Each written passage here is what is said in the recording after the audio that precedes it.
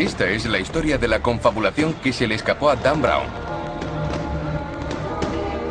Más importante que el Código Da Vinci, es una historia que ha sido ocultada durante más de 2000 años.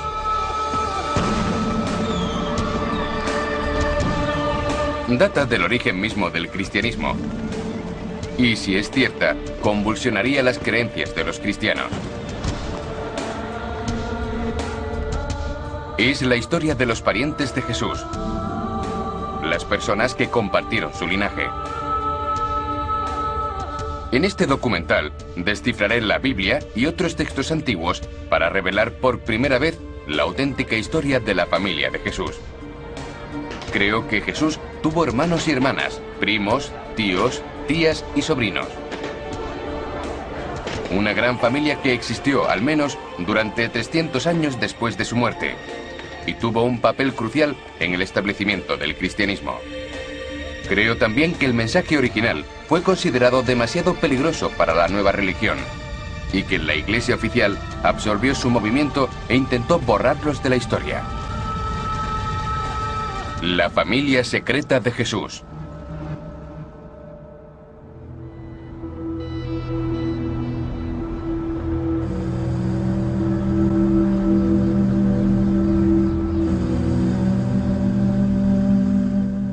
Esta es la Biblia más antigua del mundo.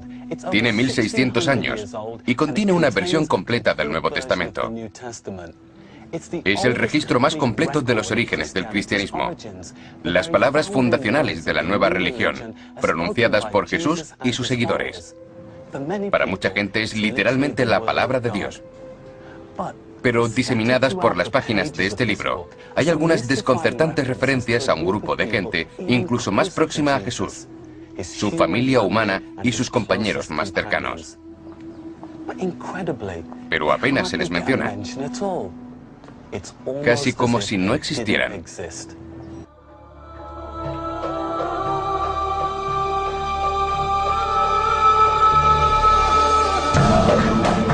Una de las grandes solemnidades de la Iglesia Católica Romana y Ortodoxa es el nacimiento de María, la Madre de Jesús. Se celebran fiestas en todo el mundo cristiano. Se procesiona su imagen, pero nunca se menciona a su familia de sangre. La identidad de los hermanos y hermanas de Jesús en los Evangelios va unida a la identidad de Jesús y su madre. A medida que Cristo se diviniza y su madre se perpetúa como la Virgen por antonomasia, resulta herético decir que tiene hermanos y hermanas normales. Pero la historia de la Madre de Jesús también fue manipulada para hacerla encajar en la teología de la nueva Iglesia. Era una herejía considerar que pudo tener más hijos además de Jesús.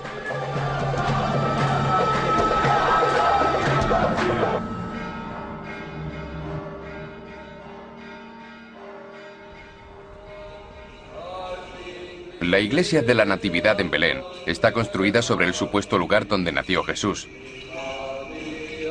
Está dedicada al culto a su familia, como la ve la iglesia. Esta es una de las primeras imágenes de la Sagrada Familia, pero es una imagen tradicional. Jesús en el medio, María a un lado y al otro José. Pero solo hay tres. ¿Dónde están los otros miembros de la familia? La Biblia afirma claramente que Jesús tuvo 4 hermanos y hermanas.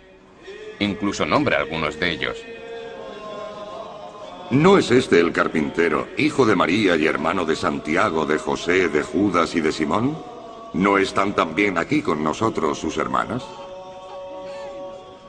Estas referencias bíblicas plantean un gran problema a la Iglesia. A lo largo de los siglos, los teólogos han tenido que elaborar teorías extraordinarias para negar a los parientes de sangre de Jesús. Todas esas explicaciones sobre los hermanos y hermanas de Jesús son inventos vanos de justificarlos. El problema viene cuando se considera a María como virgen perpetua, que no tiene más hijos. Por tanto, las referencias a los hermanos de Jesús no pueden ser tales. Algunos han buscado modos de explicarlo, pero el texto del Evangelio dice sencillamente que son hermanos y hermanas de Jesús. Esta estrella indica el lugar del nacimiento. Sobre ella hay un texto en latín. Cristo nació de la Virgen María. ¿Ve las letras? Sí. Entonces, en su tradición, la Sagrada Familia la forman Jesús y sus padres, María y José. Pero cuando la Biblia nos dice que Jesús tenía hermanos, ¿admite que Jesús tenía hermanos y hermanas? No. San José estuvo casado antes. La Virgen María concibió del Espíritu Santo. Entonces José tuvo hijos antes de casarse con María. Por eso cuando en el Nuevo Testamento se habla de los hermanos de Jesús, se refieren a hermanastros, ¿no es así? No son hermanos de madre. Sí, Son hermanos por parte de padre. así es. La teoría de que la familia de Jesús la formaban hermanastros y hermanastras, hijos e hijas de un matrimonio anterior de José, está basada principalmente en un texto cristiano apócrifo del siglo II, el Protoevangelio de Santiago. Describe a José como un anciano viudo elegido por el sumo sacerdote del templo, que cuida de la joven Virgen María de 14 años. Hay indicios de que después del nacimiento de Jesús, María tuvo hijos. ¿Usted cree que los tuvo? No, nunca. ¿Es imposible? No. La Virgen María fue virgen en el parto, antes del parto y después del parto. ¿Fue virgen siempre? Eso es. El Protoevangelio de Santiago llega a extremos increíbles para demostrar la virginidad perpetua de María. Salomé dijo: por la vida del Señor mi Dios, que si no pongo mi dedo en su vientre y lo escruto, no creeré que una virgen haya parido.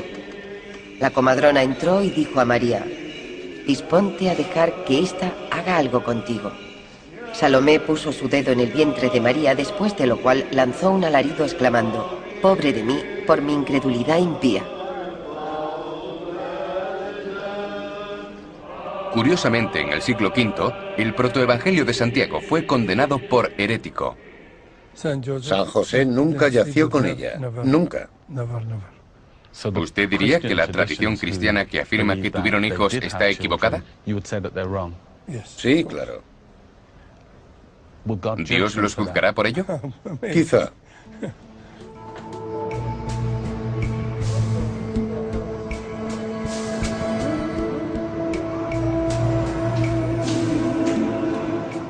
Disculpe, ¿de qué están hechas? De madera de olivo, Ya, talladas a mano. entiendo. ¿Quiénes son los personajes que están en la escena de la Natividad? La Sagrada Familia. Sí, la Sagrada Familia, María, José Y el niño. y el niño. Los primeros textos del Nuevo Testamento no dicen nada sobre la virginidad de María. De hecho, la carta de San Pablo a los Gálatas describía a Jesús como nacido de una mujer, no de una virgen. Los primeros pasajes del Nuevo Testamento no parecen saber nada sobre el parto de una virgen. Pablo no lo menciona, y el Evangelio más antiguo, el de Marcos, tampoco. Ni siquiera el Evangelio de Juan, que ofrece una imagen más destacada de María, parece saber nada sobre su virginidad. La tradición está solo en los Evangelios de Lucas y Mateo. La cuestión es demostrar que Jesús es el Hijo de Dios, y la manera más sencilla de hacerlo, metafóricamente, y usando un lenguaje descriptivo, es decir, que María era virgen. Muchas gracias. De nada. De todas las iglesias, la católica romana ha hecho lo máximo para borrar toda mención a la familia de sangre de Jesús. Hace 1600 años, uno de sus teólogos más venerados, San Jerónimo, desarrolló otra teoría. Afirmó que José tenía un hermano que se casó con una mujer llamada también María. Según él, es a sus hijos a quien describe el Nuevo Testamento como hermanos y hermanas de Cristo. Una teoría muy inteligente que degradó a la supuesta familia de Jesús a la calidad de primos. Belén tiene uno de los primeros santuarios dedicados a la Virgen María, una cueva donde se supone que vivió durante un tiempo con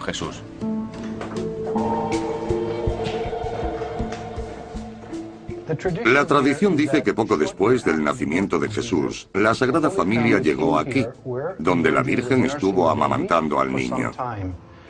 Según la tradición, creemos que algunas gotas de leche cayeron aquí y convirtieron la gruta en la reliquia de la leche de la Virgen. El nombre de la iglesia es Gruta de la Leche. La imagen tradicional de la Madre de Jesús como la Virgen María ha sido creada por la Iglesia. Su identidad original sigue oculta. Está todo cubierto de plástico. ¿Qué ha ocurrido? Estamos restaurando la iglesia. Llevamos años queriendo darle una imagen más acogedora. La gente lleva siglos viniendo, encendiendo velas y lámparas de aceite, y la piedra blanca se ha oscurecido. Ahora intentamos limpiarla para que vuelva a tener el color de la leche. Cuando esté limpia, ¿volverá a ser blanca? Como la que puedes ver aquí. La piedra es muy blanca.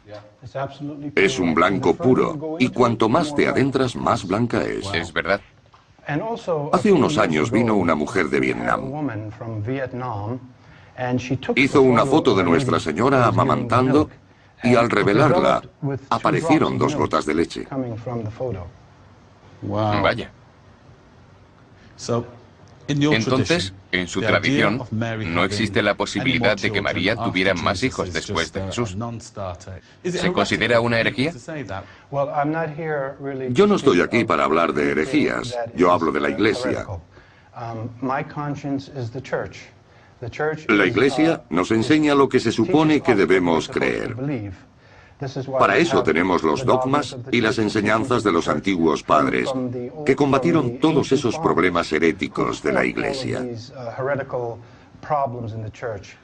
Dios lo dijo. El Papa lo comunica, y eso es así. Según la fe, según lo que nosotros creemos que es verdad.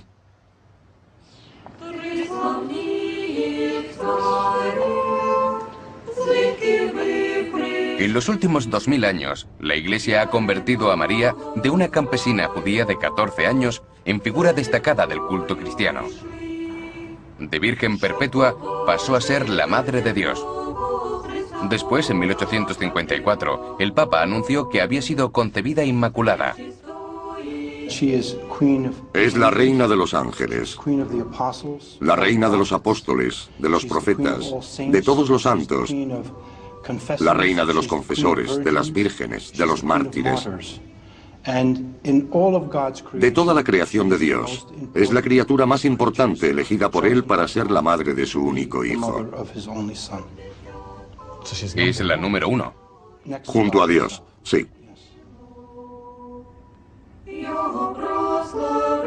En 1950, el Papa declaró que cuando murió María, su cuerpo fue llevado al cielo milagrosamente, por lo que su tumba está vacía. Buena parte de la prueba de ello está tomada de un texto apócrifo del siglo V, que incluso algunos estudiosos católicos no admiten ahora como historia real. Los apóstoles portaron el ataúd y dispusieron su santo y venerado cuerpo en Getsemaní, en un sepulcro nuevo. Por 3 días se oyeron voces de ángeles invisibles que alababan a Cristo nuestro Señor. Mas cuando concluyó el 3er día, dejaron de oírse las voces, por lo que todos cayeron en la cuenta de que su venerable e inmaculado cuerpo había sido trasladado al paraíso. Cuando apareció el Transitus Mariae, la Iglesia lo declaró una herejía. La veneración de María es uno de los cultos más importantes de las iglesias católica romana y ortodoxa. Hay santuarios dedicados a ella por todo el mundo. Pero esta doctrina fue creación teológica de una sucesión de padres de la Iglesia y teólogos. Apenas hay indicios de su veneración en la Biblia. Y claro, a medida que crecía la consideración de María, los hermanos y hermanas de Jesucristo, su familia, eran borrados casi por completo de la historia. Creo que eso fue en detrimento de Jesús, y en especial de su humanidad. Un ser humano puede tener hermanos. Probablemente creció en una casa judía normal, llena de ruido y personas, con hermanos y hermanas, quizá con abuelos, con una familia muy amplia. Y esa imagen se ha perdido en favor de la más idealizada de Jesús y María como figuras singulares.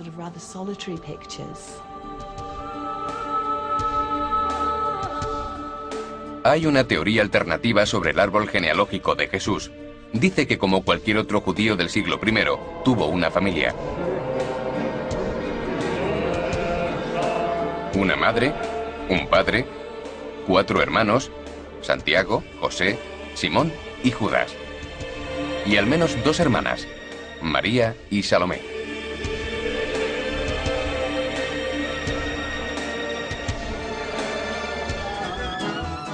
En mi búsqueda de la familia secreta de Jesús, he sido invitado a una boda judía en Galilea, en el norte de Israel.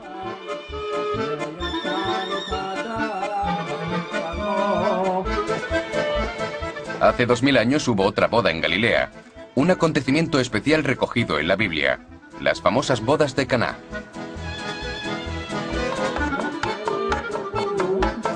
Pero la gente olvida que si hubo una boda, debió ser una celebración familiar.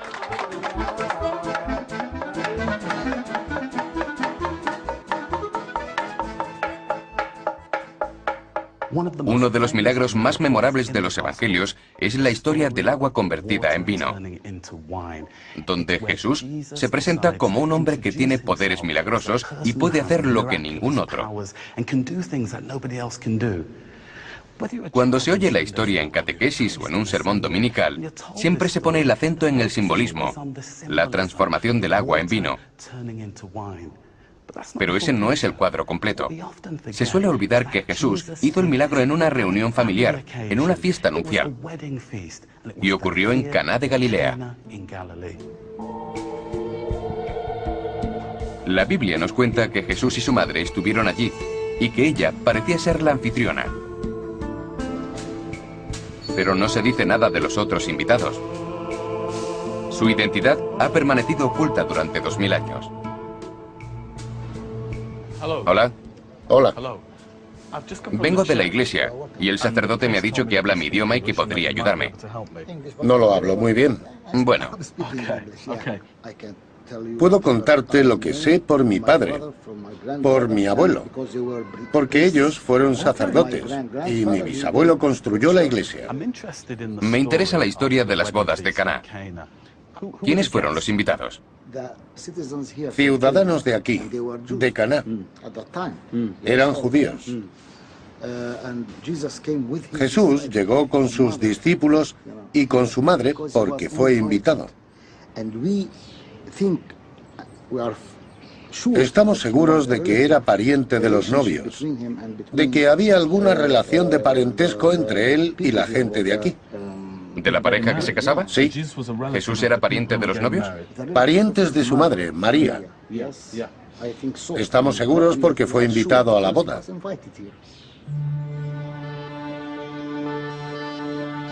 La mayor pista de lo que ocurrió está en la propia Biblia. Aunque los evangelistas hicieron lo posible por eliminar a la familia del banquete, en el siguiente versículo dice: Jesús bajó a Cafarnaún con su madre, sus hermanos y sus discípulos. Estaban todos por allí, por lo que debió ser una celebración familiar. Aunque los editores del Evangelio de Juan eliminaron a la familia de Jesús del banquete nupcial, olvidaron cambiar ese versículo crucial. Y eso nos permite descifrar lo que ocurrió en realidad. Jesús debió tener una familia muy amplia. Sabemos que tuvo 4 hermanos y al menos 2 hermanas, quizá más. En 2 o 3 generaciones, el número de descendientes debió ser muy grande. La familia no se refiere solo a los parientes más cercanos, sino también a primos y posiblemente también a sus descendientes. A principios de los años 60, un arqueólogo franciscano llamado Begatti hizo un recorrido por Galilea.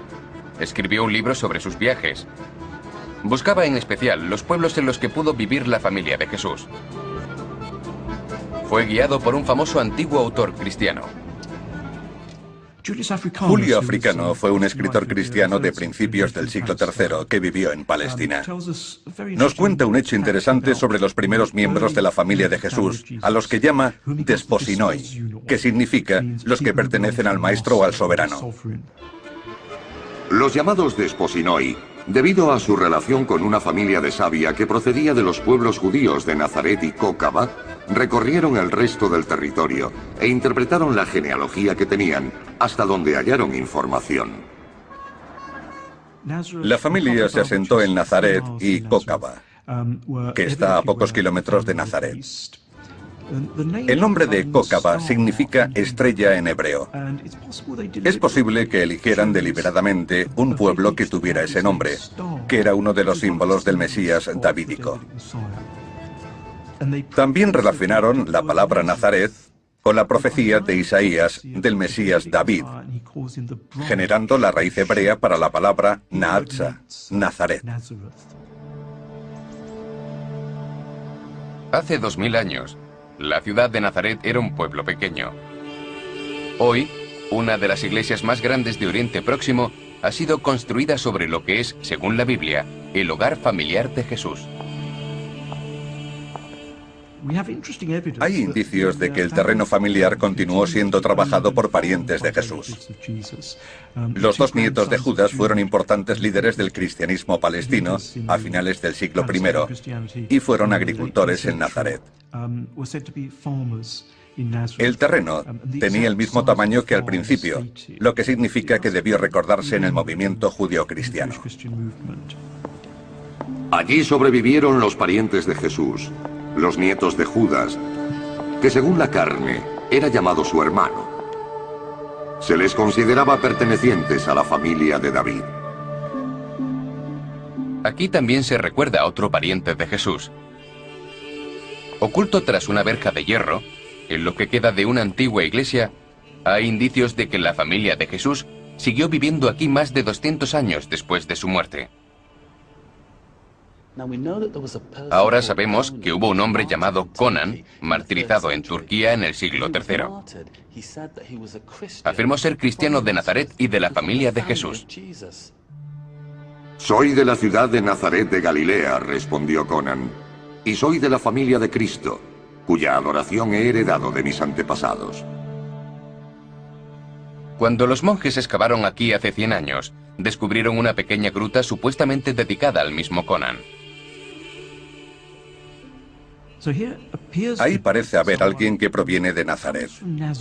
Vivió allí en algún momento de su vida, de joven posiblemente. Después se hizo jardinero en Panfilia, en Asia Menor. Era de la familia de Jesús.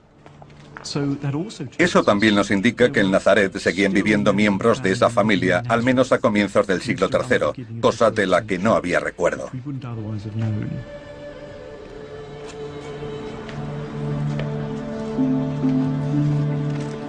Según el libro de viajes de Begati, a 15 kilómetros está enterrado otro pariente de Jesús. Hay una tradición judía muy antigua sobre un tal Santiago de Sagnín, que fue un importante profesor, cristiano y seguidor de Jesús. Según mi libro de viajes, cuando Begati llegó allí, en 1961, en la tumba ponía Santiago el Justo.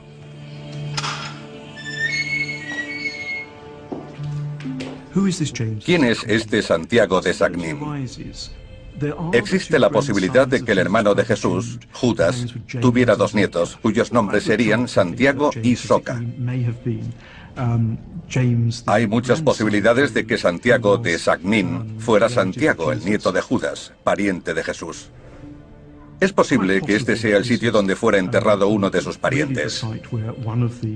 Puede que sea el lugar de enterramiento de un pariente de Jesús, y tal vez la última persona que conocemos que perteneciera a su familia. La familia no encajaba en la última parte de su vida. Cuando Jesús se convirtió en Dios, fueron borrados de la historia. Se puede ver en la propia Biblia. En el Evangelio de San Marcos, se refiere claramente a hermanos y hermanas. ¿No es este el carpintero, el hijo de María y hermano de Santiago, de José, de Judas y de Simón? ¿No están también aquí con nosotros sus hermanas? Pero cuando se escribió el último evangelio, el mismo pasaje había cambiado. ¿No es este Jesús, el hijo de José, cuyo padre y madre conocemos? Los hermanos y hermanas de Jesús fueron suprimidos.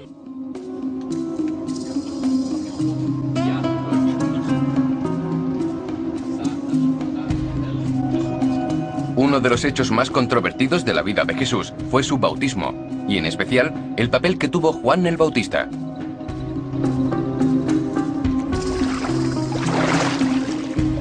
Creo que Juan es crucial en la historia de Jesús y en el inicio de su misión mesiánica para cambiar el mundo.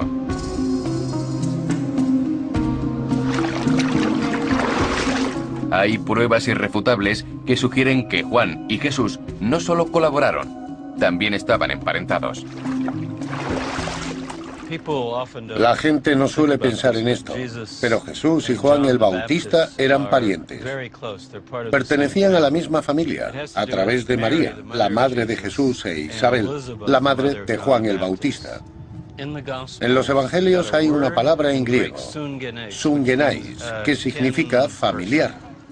Podría ser primo o tía, pero indica claramente un parentesco. Pero como con el resto de la familia, los autores de la Biblia hicieron lo posible por difuminar el parentesco de Juan. Si disparan, escóndase detrás de los vehículos o donde pueda.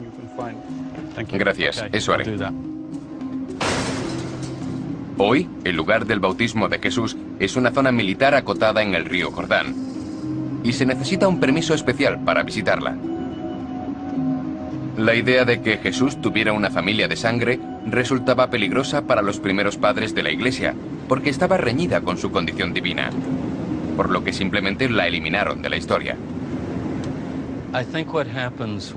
Lo que ocurre con la familia es que cuando se eleva a Jesús y a María a tal posición celestial, perdiendo así su condición humana, entonces se tiende no solo a perder de vista a los otros, sino incluso a negar su importancia. Pero yo creo que además de a sus padres, Jesús tuvo 4 hermanos, 2 hermanas, tíos, tías, sobrinos, sobrinas y al menos un primo. Se menciona a Juan, pero solo para presentar a la figura principal cuando, de hecho, es Juan el iniciador, el que instituyó el movimiento al que se unía Jesús.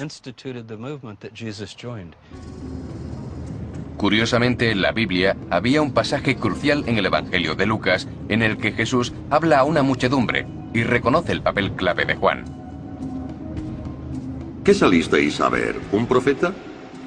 También os digo, aún más que profeta. En la Biblia solo se llama profeta a Moisés.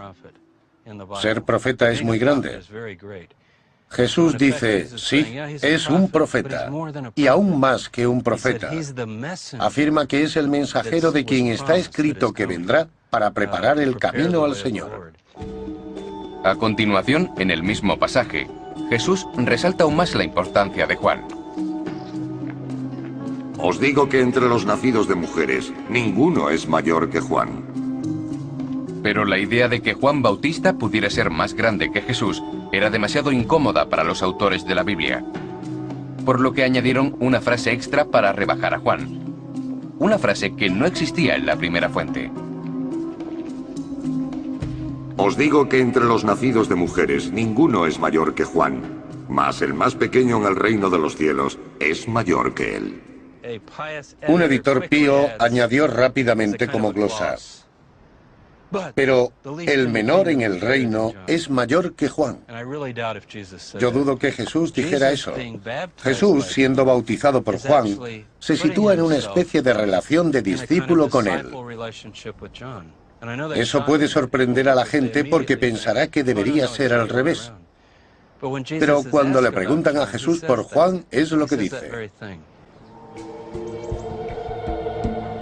La verdadera naturaleza de esta relación entre Juan y Jesús ha resultado embarazosa para la Iglesia en los últimos 2000 años. El padre Aliata es un experto en la historia tradicional de Juan. No está claro que Jesús fuera discípulo de Juan el Bautista. Eso no aparece en ninguna parte. Pero en el Evangelio de Juan, en el primer capítulo, hay un gran debate sobre quién es el Mesías. ¿Es Juan o es Jesús el enviado de Dios? ¿Por qué la gente discutió eso después de la muerte de Jesús? ¿Por qué fue un tema tan destacado? Porque Juan el Bautista fue un profeta muy importante. El propio Jesús dijo que era la persona más importante de la antigua alianza, pero que la más pequeña de la nueva era mayor que Juan.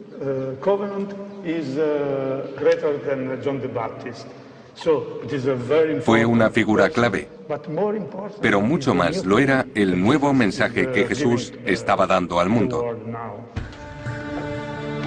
Hoy, para la mayoría de los cristianos, la idea de que Juan el Bautista fuera el rabino de Jesús, su maestro, sigue siendo inconcebible. Pero en el corazón del cristianismo hay algo que lo rebate. Los orígenes de nuestra oración más conocida. Comparten una cosa muy interesante. La oración que Jesús enseñó a sus discípulos. Padre nuestro, venga a nosotros tu reino, hágase tu voluntad en la tierra como en el cielo. Danos hoy nuestro pan. Esa es la oración que Jesús enseñó a sus discípulos. Padre nuestro que estás en el cielo, santificado sea tu nombre. Venga a nosotros tu reino.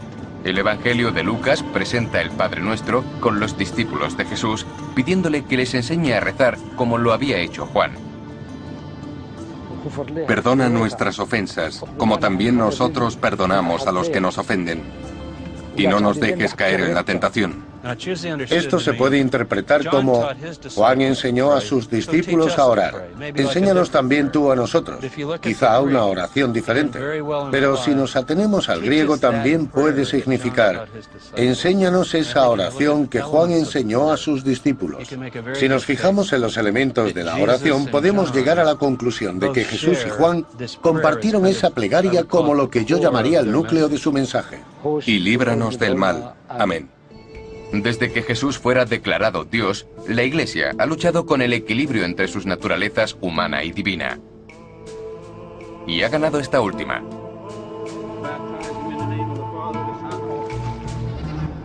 En las escenas tradicionales de Navidad por todo el mundo, la Sagrada Familia se representa como tres personas: Jesús, José y María.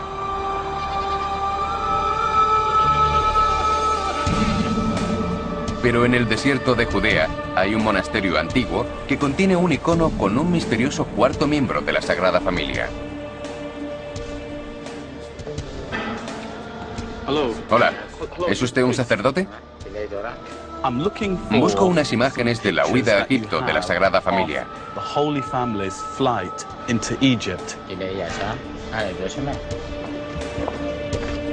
En los últimos 2000 años, las iglesias católica romana y la ortodoxa han hecho lo posible por ocultar un escándalo en la historia cristiana.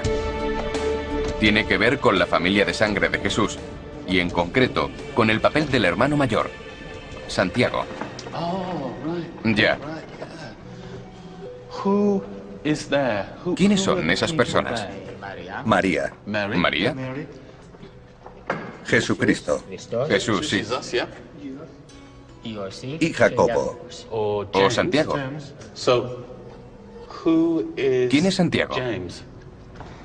Es el hermano de Cristo. Es como su hermano, como el hermano de Jesús, pero no es su hermano. Esto me resulta muy confuso. José es el padre. Lo siento. José es el padre de Santiago. Bien, José es el padre de Santiago, pero María no es la madre de Santiago. María es la madre de Jesús. De acuerdo, Santiago es el hijo de José, pero María no es su madre. Es fascinante. Una imagen de la Sagrada Familia, pero son cuatro. A pesar de los esfuerzos de la Iglesia por negar las relaciones de sangre de Jesús, creo que Santiago fue una de las figuras más importantes al principio del cristianismo, al menos tanto como sus padres fundadores, Pedro y Pablo. Pablo se refiere a Santiago como la primera de las tres figuras a las que llama pilares de la Iglesia de Jerusalén: Santiago, Pedro y Juan. Santiago va primero, incluso antes que Pedro. Si nos fijamos en el Nuevo Testamento, se ve que la figura de Santiago es tan importante como las de Pedro y Pablo.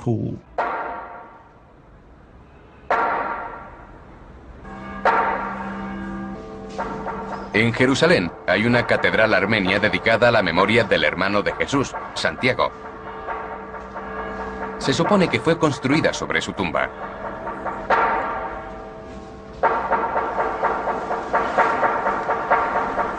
Cuando Jesús murió, su nuevo movimiento necesitaba un sucesor. Las fuentes históricas apócrifas son casi unánimes en cuanto a la identidad de su nuevo líder. Los discípulos dijeron a Jesús: «Sabemos que vas a dejarnos. ¿Quién será nuestro rabí?» Jesús les contestó: «No importa de dónde seáis, iréis a buscar a Santiago el Justo para el bien de quienes estén en el cielo y la tierra». Eligieron a Santiago el Justo como responsable de Jerusalén. Santiago el Justo es el primer elegido para el trono de la Iglesia de Jerusalén. La sucesión de la Iglesia pasó a Santiago, el hermano del Señor. Pero cuando se trata de la Biblia, hay que fijarse mucho para descubrir la verdad sobre el papel de Santiago como primer líder del nuevo movimiento de Jesús. La eliminación de Santiago de la historia del cristianismo tardó siglos, pero empezó pronto. La vemos de forma clara en el Evangelio de Lucas y en los Hechos de los Apóstoles. Marcos había mencionado a los hermanos de Jesús e incluso daba sus nombres. Después llega Lucas, que tiene a Marcos como fuente. Cuando llega al pasaje en el que Marcos menciona a los hermanos, no lo encuentra, ha desaparecido. Después hace la historia del primer movimiento tras la muerte de Jesús, los Hechos de los Apóstoles, que tiene 28 capítulos. En el capítulo 9 todo gira en torno a Pablo. En los primeros capítulos Santiago es mencionado un par de veces. Es reconocido como líder, pero es casi una admisión a regañadientes. Era como decir, sí, había un hombre llamado Santiago que estaba al frente, pero llegó Pablo y es el que realmente nos interesa. Ese es el principio de la historia de la eliminación de Santiago de todo esto. Es un Nuevo Testamento en sí mismo, lo eliminan. Pero hubo ciertos acontecimientos en la vida de Santiago que ni los evangelistas pueden ignorar. 20 años después de la muerte de Jesús, el nuevo movimiento se enfrentó a una gran crisis sobre su futuro. La cuestión era, ¿debían ser muy estrictos los judíos? Todos los líderes de la iglesia fueron convocados a Jerusalén para decidir la cuestión, y un hombre tomó la decisión final. El asunto llegó a un punto crítico en el Consejo de Jerusalén, pero Santiago lo resolvió. Santiago tuvo la última palabra. Es él quien proporciona un argumento bíblico del Antiguo Testamento que dice que el pueblo mesiánico de Dios incluirá a los paganos como tales, no teniendo que convertirse al judaísmo. Santiago es responsable de esa decisión. Sin él, puede que aún hubiera un serio debate en la iglesia cristiana. Desde aquella decisión, apenas ha vuelto a haber debate. Los seguidores del nuevo movimiento de Jesús tenían que elegir entre dos versiones del cristianismo. Una basada en las visiones de Pablo, hombre que nunca había conocido a Jesús, y otra, la forma original judía representada por Santiago y la familia de Jesús. El problema era que cuantos más no judíos se convertían al cristianismo, más se marginaba a los cristianos judíos de Santiago. La prueba de los orígenes judíos del cristianismo se encuentra en las laderas del Monte de los Olivos, donde hay un cementerio antiguo con los restos de miles de judíos.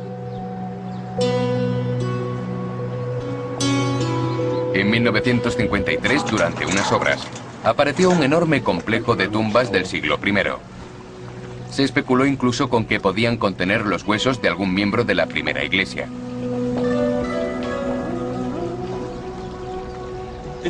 Fue un descubrimiento increíble. Una tumba antigua en el Monte de los Olivos con cientos de osarios, cajas de huesos.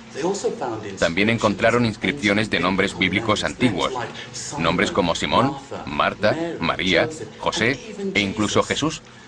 Algunos incluso pudieron ser miembros de la primera comunidad judía en Jerusalén, liderados por Santiago. Pero lo importante es recordar que están enterrados aquí como judíos, no como cristianos.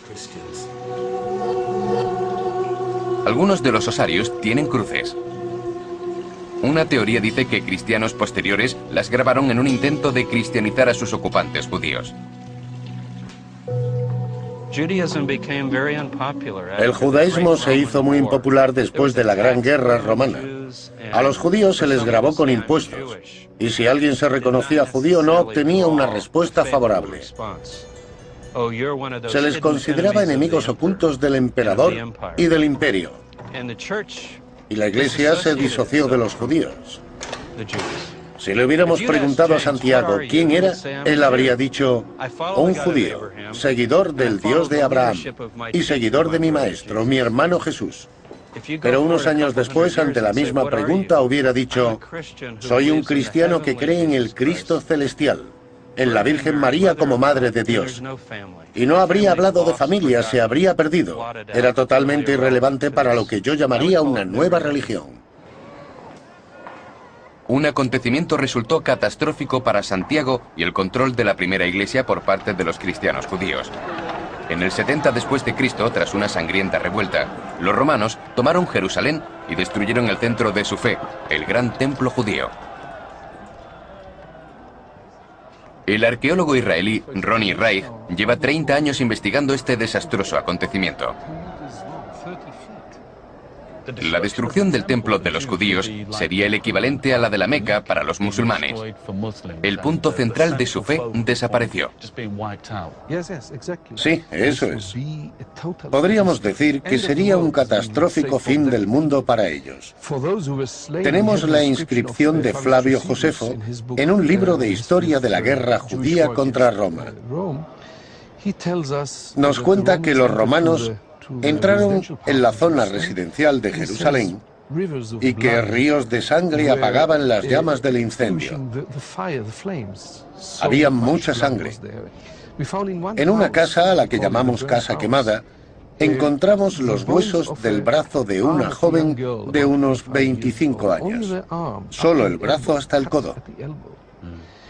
Eso describe el drama de manera muy vívida. Alguien se lo cortó y no encontramos el resto del cuerpo en los alrededores. De la misma forma que cuando el templo fue destruido, también lo fue el judaísmo, y tuvo que reconstruirse. Podríamos decir que estos cristianos judíos vieron un cambio de poder y tuvieron que cambiar el centro de su fe. ¿Qué hicieron? Porque ya no tenían templo. Los que se enfrentaron a los romanos fueron los que murieron. Los otros huyeron al desierto. Y los demás fueron llevados cautivos a Roma.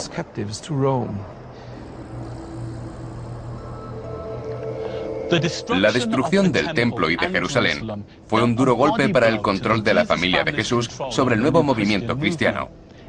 Perdían su cuartel general y el foco central de su fe. La iniciativa entonces recayó en los seguidores de su rival Pablo. El centro de operaciones se trasladó desde el pequeño país de Palestina al centro del mundo, la capital del Imperio Romano.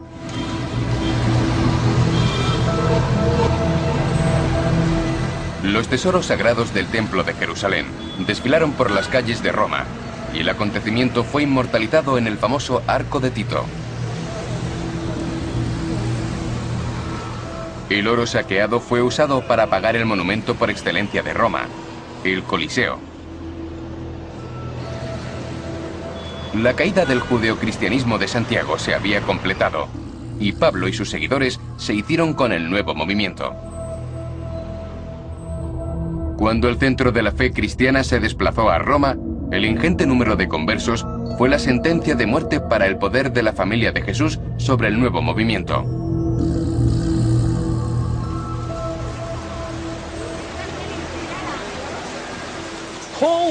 La visión de Pablo del cristianismo fue más allá de los límites establecidos por la familia de Jesús. Dado que se mantuvieron pocos judíos en su actitud, Pablo quiso reinterpretar este nuevo movimiento, atrayendo a más creyentes. Aunque Pablo no había conocido a Jesús y se integró a la fe tras su muerte, afirmó haber hablado directamente con él a través de una serie de experiencias visionarias. Para Pablo, la fe en Jesús y la creencia en este sacrificio significaban el perdón de los pecados y la promesa de la vida eterna. Fue un mensaje de gran fuerza. Y es la versión del cristianismo de Pablo la que perdura entre nosotros. Por todos los rincones de Roma se nos recuerda quién ganó la lucha por el control del cristianismo.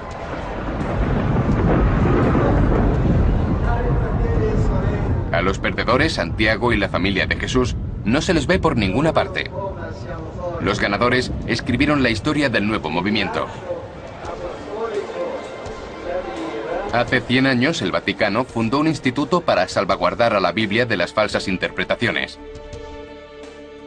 Uno de sus profesores, el padre Dean Bechard, accedió a recibirme. ¿Por qué Santiago está tan marginado en la historia de la Iglesia? ¿Por qué no hay imágenes o estatuas de él en Roma? Sí, es cierto. Desgraciadamente, gran parte de la historia de la Iglesia de Jerusalén se ha perdido. Si no fuera por Lucas, por las pocas cosas que conoció, no sabríamos nada de nada. La mayoría de esa historia se ha perdido, y es trágico. ¿No cree que Lucas intentó eliminar a Santiago de la historia y promocionar a Pablo sobre él? Es cierto. Se trata el tema de estudio en los Hechos de los Apóstoles. Es una historia selectiva. Lucas escogió unas pocas piezas de ese puzzle para incluirlas.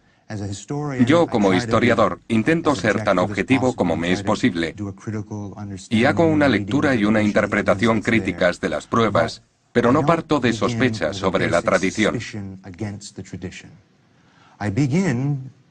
Como jesuita, parto de la asunción básica de que la tradición de la Iglesia es fiable. ¿La familia de Jesús debió causar vergüenza a la Iglesia o simplemente no encajaba en la historia? Todas las generaciones de cristianos hemos tenido interés y curiosidad por ese tema.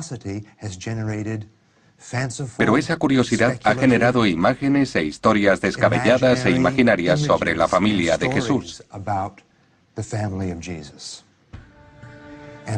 Yo supongo que toda esta reconstrucción de Santiago en la iglesia primitiva es otro ejemplo de eso.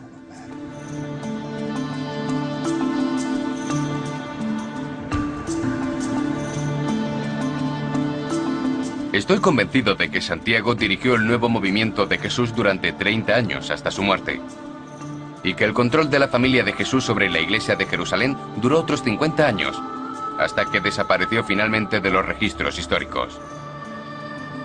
Pablo y Pedro habían ganado. La auténtica tragedia del cristianismo judío fue que fue repudiado por ambas partes. Primero por la corriente principal del movimiento cristiano, que era crecientemente gentil, y por el judaísmo rabínico. Finalmente, en el siglo IV, San Jerónimo dice que el problema de los judeocristianos fue que querían ser judíos y cristianos. Y el resultado es que no fueron ninguna de las dos cosas. A los judeocristianos les resultó obvio que podían ser ambas cosas, pero nadie más les permitió serlo y fueron omitidos.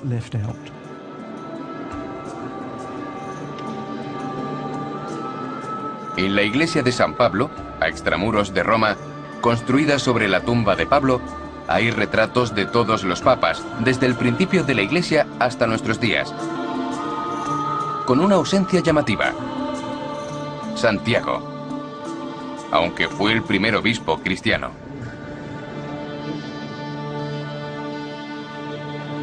La iglesia también tiene uno de los mayores murales de Roma. Representa a Jesús flanqueado por Pedro y Pablo, pero también incluye a Lucas, el hombre que escribió una gran parte del Nuevo Testamento, y la persona que más hizo por eliminar a la familia de Jesús de la historia. La familia de Jesús fue clave dentro del cristianismo judío, y no es exagerado decir que Santiago fue tan bien importante como Pedro y Pablo. Si su legado hubiera sobrevivido, quizá la Iglesia no se hubiera hecho tan sorprendentemente antijudía. Cuando Constantino el Grande hizo del cristianismo la religión oficial del Imperio Romano hace 1600 años, se adoptó la interpretación de San Pablo del mensaje de Jesús. Y Pablo basó su autoridad en una serie de visiones místicas, aunque nunca había conocido a Jesús y solo se unió a su causa después de su muerte. En contraposición, Santiago y el resto de la familia que habían crecido con Jesús continuaron su misión y estuvieron en su muerte. Su versión del cristianismo, una visión de Jesús como un personaje más humano, fue declarada herética. ¿Qué pienso yo como cristiano de esto? He decidido seguir creyendo que Jesús es Dios, porque es difícil negar 1600 años de tradición de la Iglesia. Y como Pablo y millones de cristianos, también tengo una experiencia personal con Jesús. Por eso me hice cristiano. Pero mi fe personal también me dice que somos culpables de perder de vista el mensaje humano original de Jesús. Un mensaje que se enfrentó a la opresión y a la injusticia en el mundo. Un mensaje que creó un poderoso código moral y ético. Y un mensaje que anunció el reino de Dios en la tierra, aquí y ahora. Y para mí, esa es la auténtica conspiración de la que se han olvidado Dan Brown y otros. La mayor conspiración de la historia cristiana. La negación del mensaje original de Jesús.